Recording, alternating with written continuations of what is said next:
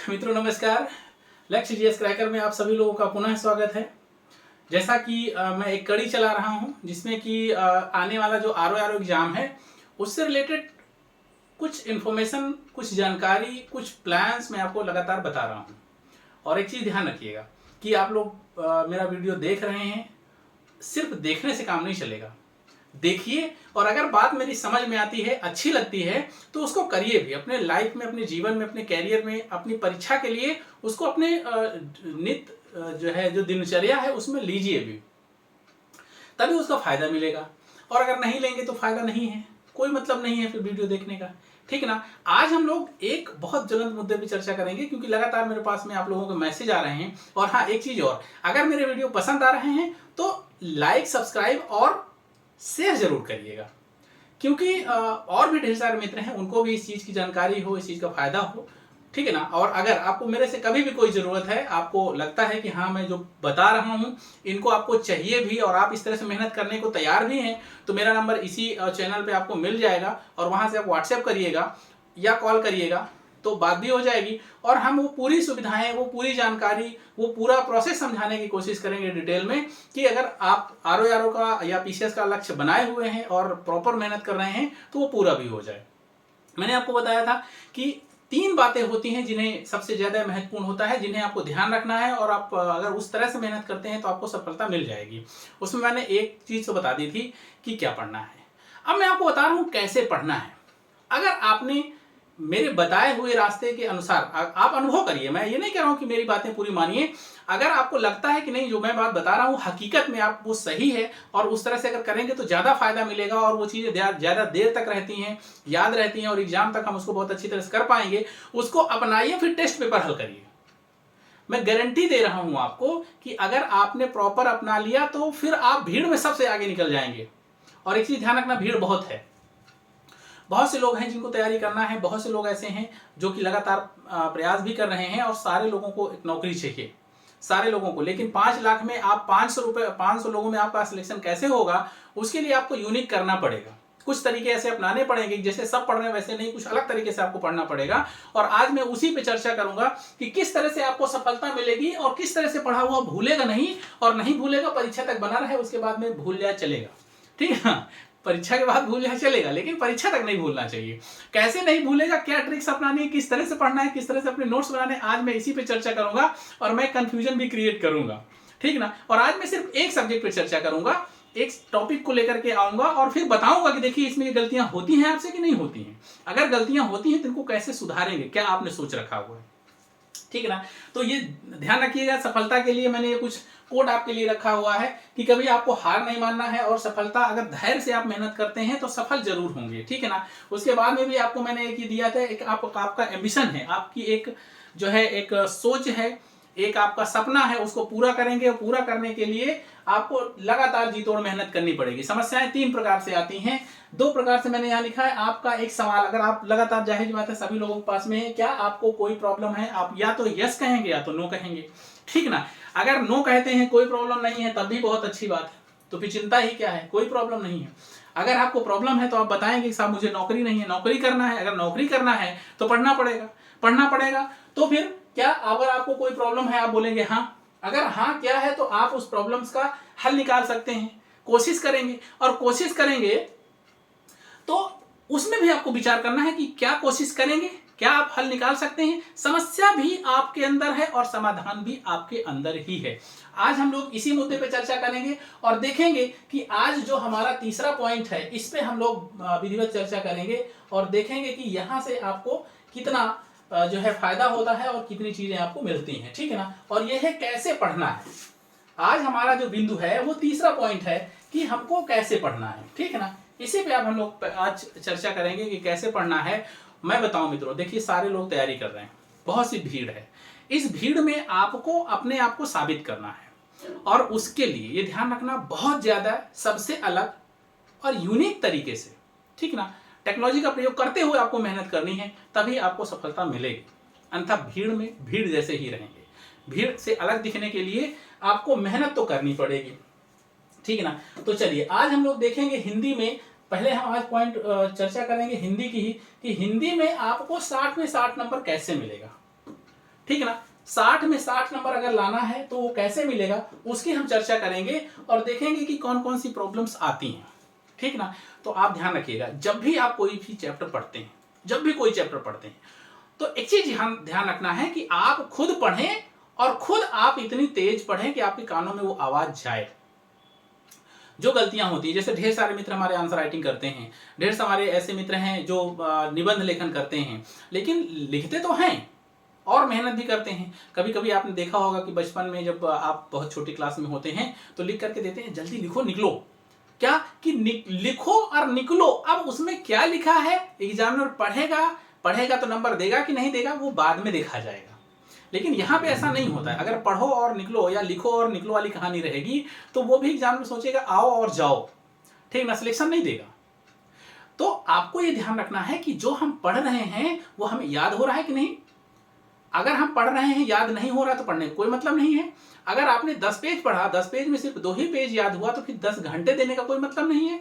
1 घंटे दीजिए, लेकिन ऐसा दीजिए कि वो 1 घंटे का पढ़ा वो पूरी तरह से याद रहे, ठीक ना। मैं आपको कुछ चर्चाएं करता हूं और आपको बताऊंगा कि देखिए इस तरह से पढ़िए, इस तरह से नोट्स बनाइए तो आपका जो सब्जेक्ट है बहुत अच्छे से तैयार होगा। आपको पता है जीएस और हिंदी 2 चीजें आपको पढ़नी है, और मैंने पिछले वीडियो में चर्चा भी की थी कि यहाँ पर जीएस में आपको 140 में कम से कम 80 का टारगेट बनाना है, और टारगेट ही नहीं बनाना है, आपको इतने नंबर लाने भी हैं।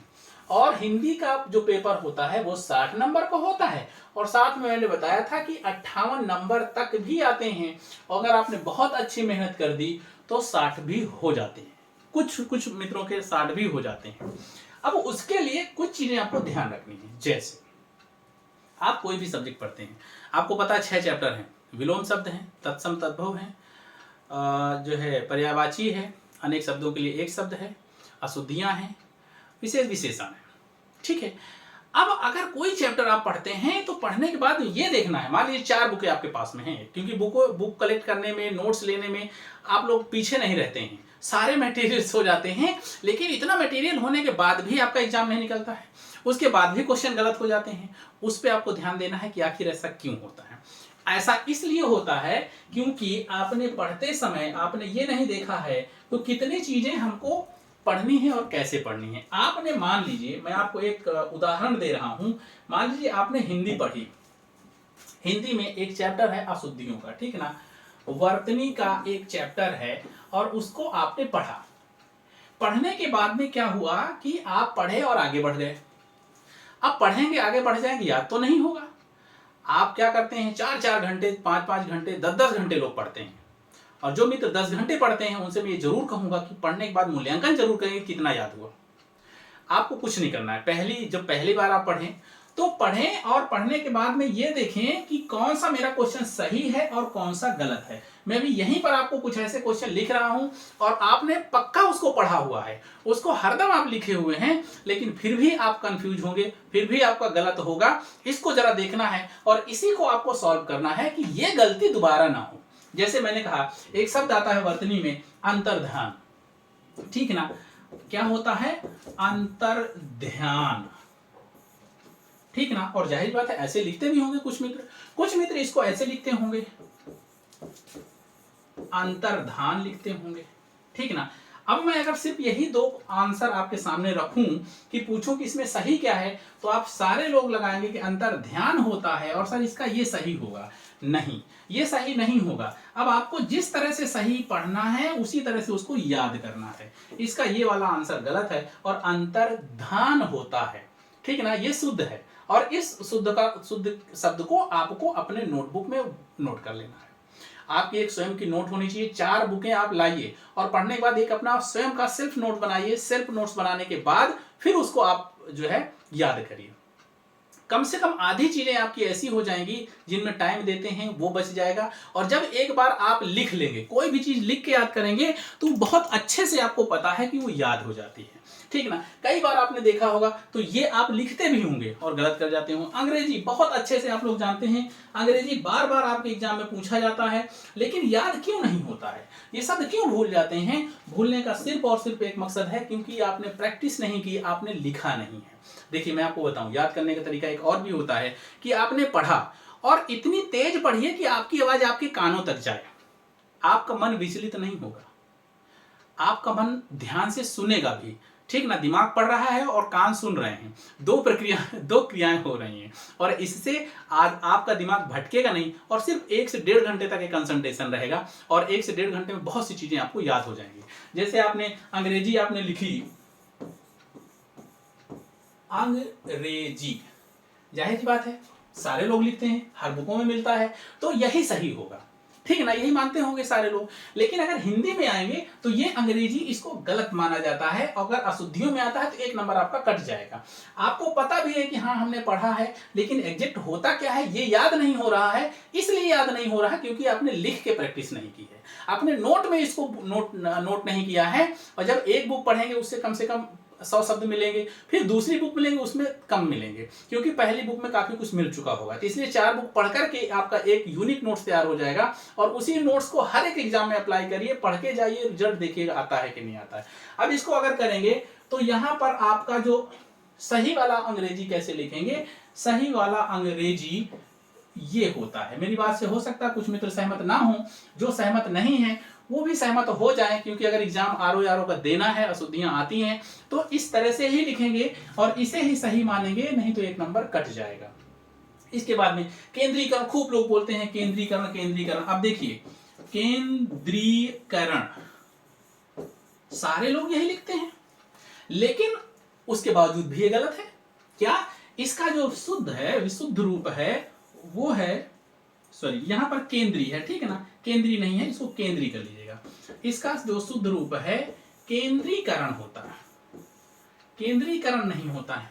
ये गलतियां अमूमन होती हैं, सारे लोगों से होती हैं। उसके बाद में आप एक नाम लिखते हैं उर्मिला,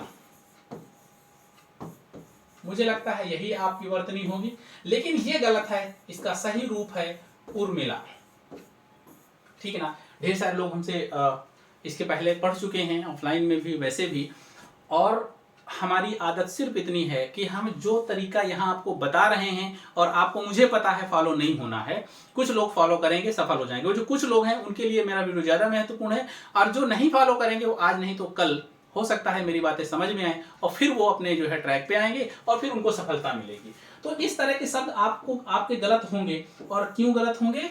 क्योंकि आपने इनमें प्रैक्टिस नहीं की। तो मेरा मित्रों सिर्फ और सिर्फ एक ही उद्देश्य है कि आप जिस तरह से पढ़ें कि आपको याद हो जाए और आपके एग्जाम तक वो आपके दिमाग में बना रहे, ठीक है ना। हिरण्यकशिप बहुत बार पूछा गया है कि हिरण्यकशिप कैसे लिखा जाएगा, ठीक है ना। हिरण्यकश्यप,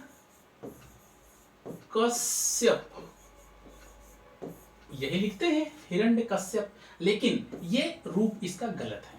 हिरण्यकश्यप कैसे लिखेंगे? हिरण्यकशिपु।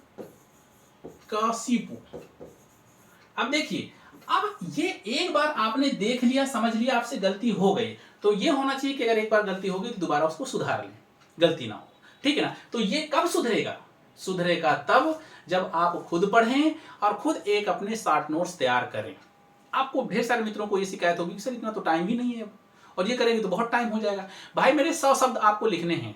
अशुद्धियों की अगर वर्तनी की बात करते हैं तो 150 से 200 लिखना है, और 150 से 200 आराम से आप एक दिन में बैठ करके ये 10 नंबर का पूरा आप सॉल्व कर सकते हैं, और इसमें एक भी गलती नहीं होगी, और ये इसी एग्जाम में नहीं, ये कभी नहीं होगी दोबारा, ठीक है। तो अगर हिंदी आप पढ़ रहे हैं तो हिंदी में सारा कुछ रटने वाला है, सारा कुछ याद करने वाला है, चाहे तत्सम तद्भव हो, चाहे विलोम हो, चाहे पर्यायवाची हो, और चाहे अशुद्धियां हो। विशेष विशेषण की क्लास मेरी आप ले लीजिएगा, मुश्किल से थोड़ी सी बड़ी हो सकती है, और एक बार में पूरा का पूरा कॉन्सेप्ट क्लियर हो जाएगा, ठीक है। तो ध्यान रखना, अब से जब आप पढ़िएगा तो स्वयं अपने नोट्स जरूर तैयार करिएगा।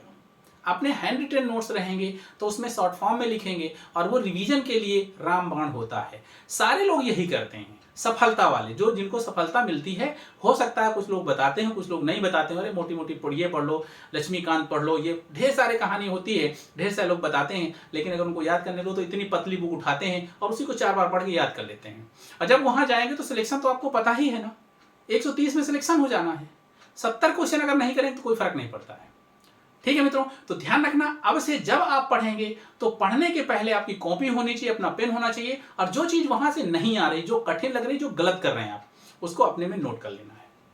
और जब याद भी करना है कोई चीज़ तो इतनी तेज पढ़ना है कि आपकी खुद की आवाज़ आपके कानों तक जाए, कभी नहीं भूलेगा। एक बार आजमा के देखिएगा। ठीक है मित्रों, चलिए अगली वीडियो तक इंतजार करिए एक नई वीडियो के लिए। तब तक नमस्कार।